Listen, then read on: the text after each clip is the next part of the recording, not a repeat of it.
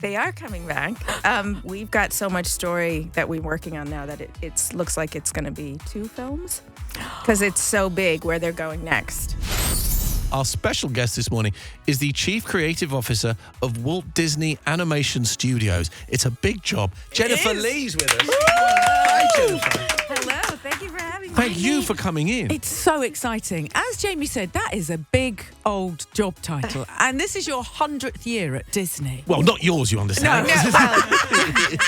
Some days it feels like it. Yeah, for sure. So, why do you think that brand has endured in the way it has? What is it about Disney that just means that it keeps being popular for generation after generation? I really think it's a few things, like what Disney gives you, and anytime you go to the film or you connect with Disney, and it was important to Walt, it's all about reconnecting with like hope, possibility, wonder, and a big thing of imagination, and allowing you always to look at the best of what we can be and find that in yourself. And it's a very, like, in some ways, kid innocent idea, but it's actually something that I think we relearn from over and over again. Isn't it? Yeah. It's reaffirming, and it's that hope, because you don't have anything unless you have that. I'm intrigued to know, when you come up with a new film, because each film kind of has a kind of theme to itself, and so do you have the theme first and then you work the story out after?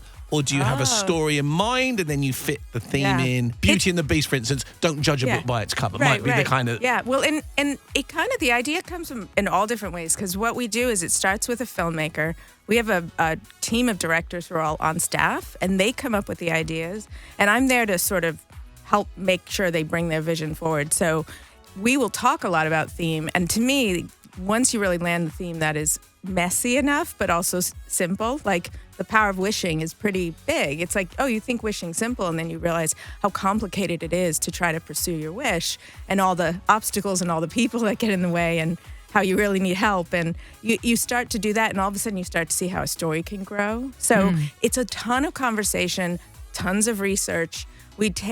Our films take about 5 years, and the first 2 of that is really a ton of creative conversations, rough drafts, like a lot of experimentation before we even drawing the film. And the initial pitch, how brief is it? Is it something like, right, I've got an idea, there's a fish and he leaves home, and that's... is it literally like, can it be as simple as that? I'd say they could be as simple as 5 to 10 minutes.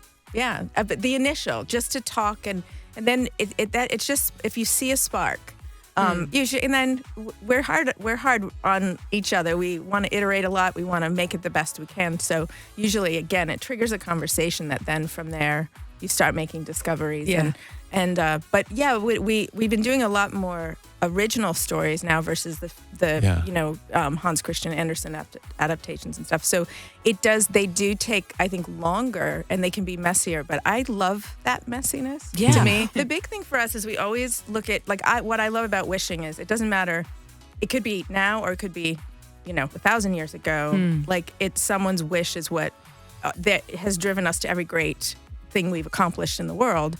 And so wishing is universal to each of us, but the courage to pursue it, the vulnerability when you feel like your dreams aren't coming true, or we say, seeing a wish destroyed, or all of that is very emotional. It's very human. So what we tend to do is we get excited about an idea that it's timely, we think, but also timeless. And the stories that we want to tell are often exploring ways that we are universally connected, but with characters that are really grounded in who they are. So it's not generic. So we try to balance those things.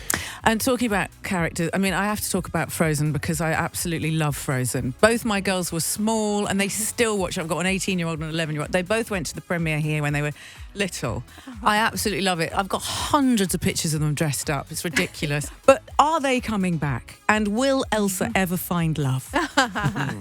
Well, they are coming back.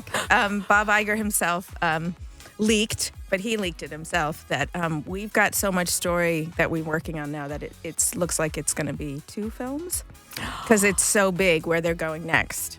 And Elsa's got a lot to do. Yes. So, and I can't give anything away to say what's going to happen. But and Anna as well. And I can't. Anna's, I feel very connected to Anna myself. Yeah, me too. The ordinary hero. I don't have any magic. But I'm really excited. And the amazing thing to me is just always how these 2 sisters, as we start looking at their journey, they keep surprising us and telling us and showing us more of what they're capable of. So I'm definitely excited about where we're going. Yeah. So does Elsa find love?